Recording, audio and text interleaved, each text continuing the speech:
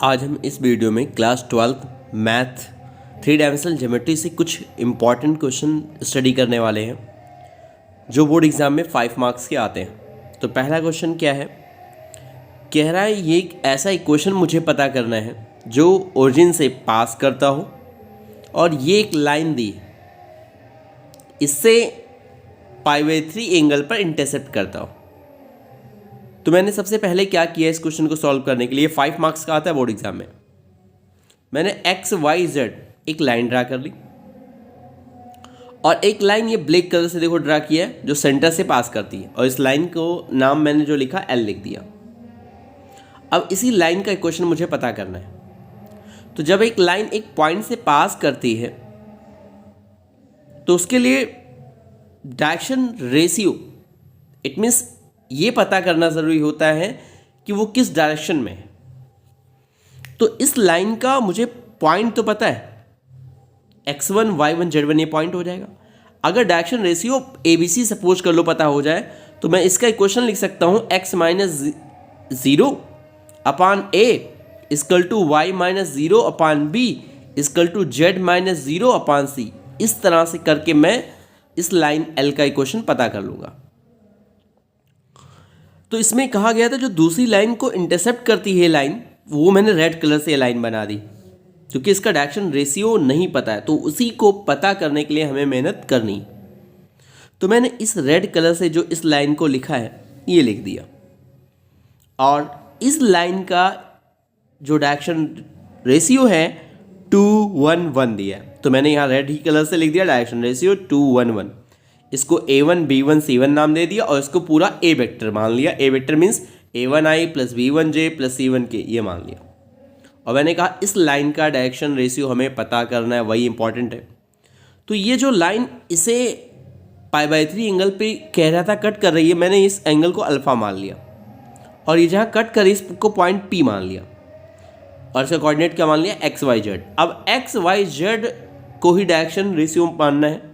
ये कैसे निकालेंगे, इस लाइन का इक्वेशन ये लिखा हुआ था तो इक्वल टू मैंने K मान लिया।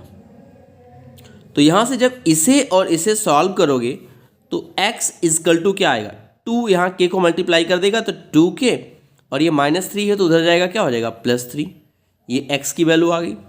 ऐसे ही जब हम इसे और इसे सॉल्व करेंगे तो y की जो वैल्यू आएगी K + 3 आ जाएगा।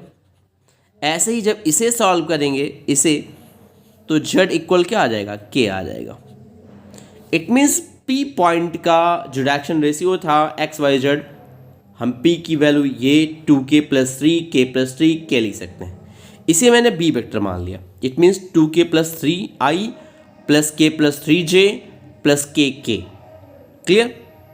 अब एक बात बताओ, आप लोगों को ये पता होगा कि दो वेक्टर A और B दिए हैं, तो A डॉट B आप कैसे निकालते हो, magnitude of A into B and cos alpha. Alpha means angle between A and B, A और B के बीच का अगर एंगल अल्फा हो तो इस तरह से हम स्केलर प्रोडक्ट के रूल से हम लिख सकते हैं। तो मैंने इस डायरेक्शन रेशियो को A माना है, इसको B माना है, इन दोनों के बीच का एंगल क्या था, अल्फा।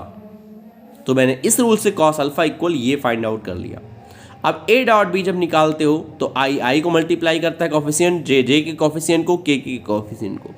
तो A डॉट B जब यहाँ निकालोगे तो A1 इट मीन्स 2 × 2K + 3, तो देखो यहाँ लिख दिया, तो ये क्या हो जाएगा 4K + 6 यहाँ लिख दिया। फिर ऐसे 1K + 3 से मल्टीप्लाई करोगे तो ये देखो यहाँ लिख दिया, और ये जब 1 इसके को मल्टीप्लाई करेगा तो यहाँ लिख दिया। और A का जब मैग्नीट्यूड आप लिखते हैं तो √2 का स्क्वायर प्लस 1 का स्क्वायर प्लस 1 का स्क्वायर, ये यहाँ लिख दिया। और ऐसे ही जब इस B का मैग्नीट्यूड लिखोगे तो 2K + 3 का होल स्क्वायर प्लस K + 3 का होल स्क्वायर प्लस K का स्क्वायर, ये पूरा लिख दिया। क्लियर। अब 4K K 6K + 9 आ गया। इसको ओपन करोगे, स्क्वायर करके सॉल्व करोगे तो आपका ये सब बनेगा। अब इसमें से जब 6 कॉमन करोगे, यहाँ भी √6, जब इन तीनों में 6 कॉमन हो जाएगा √6 आ जाएगा, और √6 यहाँ है तो 6 6 का कितना हो जाए 36 रूट के अंदर, तो उस 6 को बाहर कर दो। देखो यहाँ मैंने बाहर कर दिया और ऊपर 3 कॉमन कर लिया, तो 2 1 जा 2 2 3 जा 6, और इस 3 से 3 को कट कर दिया तो ये पूरा आ गया। क्रॉस मल्टीप्लाई करोगे तो ये बनेगा। अब इसे स्क्वायरिंग बोथ साइड करके सॉल्व करोगे। अब सॉल्व आप खुद करिएगा। तो यहाँ से k की वैल्यू एक तो -1 आएगी और एक k की वैल्यू -2 आएगी। अब जब k की वैल्यू -1 आप इस डायरेक्शन रेशियोज में रखेंगे तो ये जो लाइन L थी इसका जो डायरेक्शन रेशियो निकलेगा 1 2 -1। और एक बार जब यही k इक्वल -2 पुट करोगे, पुट k इक्वल -2, तब यहाँ क्या आएगा देखो, 2 2 जा 4, then direction ratio of line L।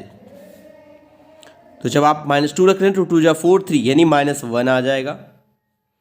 फिर जब -2 रख रहे हैं तो सिर्फ 1 आएगा और k की वैल्यू -2 आएगी। अब जैसे मैंने स्टार्ट में क्वेश्चन बताया था कि डायरेक्शन रेशियो ही मिलना इंपॉर्टेंट है, डायरेक्शन रेशियो आपको मिल चुका। सो दो इक्वेशन बने, क्योंकि एक तो डायरेक्शन रेशियो ये मिला है आपको और दूसरा डायरेक्शन रेशियो 1 to -1 लिखा है। So required equation of line L, यानी इस लाइन का जो L माना है आपने, क्या इक्वेशन बनेगा? एक तो बनेगा x, ये मैंने ऊपर बताया कि सेंटर से पास करते तो x -0 y -0 z -0, यानी x अपान डायरेक्शन रेशियो, y अपान डायरेक्शन रेशियो, z अपान डायरेक्शन रेशियो। तो यहाँ लिख सकते हो x अपान डायरेक्शन रेशियो क्या आया था 1, तो x अपान 1, y अपान 2, z अपान -1। एक तो ये इक्वेशन बनेगा और दूसरा क्या बनेगा, x upon -1, y upon 1 and z upon -2। I hope कि आपको ये क्वेश्चन समझ में आ गया होगा।